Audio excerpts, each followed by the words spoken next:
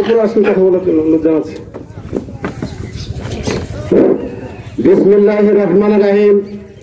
বাংলাদেশ সংখ্যাগরিষ্ঠ কৃষক জনগোষ্ঠীকে সংগঠিত করার লক্ষ্যে সারা দেশ 3 মাসব্যাপী ইউনিয়ন সমাবেশ।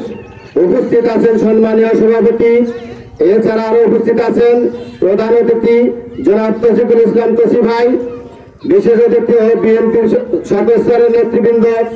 আমার সালাম রইল, আসসালামু আলাইকুম।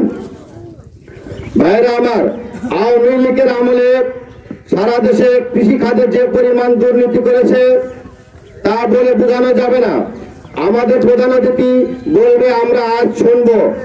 আর আগামী 23 তারিখে ইসলামপুর ইউনিয়ন বিএনপির উদ্যোগে আমাদের এমপি মহোদয় বিশাল সমাবেশ আছে, আপনারা দলে দলে আসবেন। এই বলে আমি আমার বক্তব্য শেষ করছি। খোদা হাফেজ। বাংলাদেশ জাতীয়তাবাদী স্বেচ্ছাসেবক দল জিন্দাবাদ।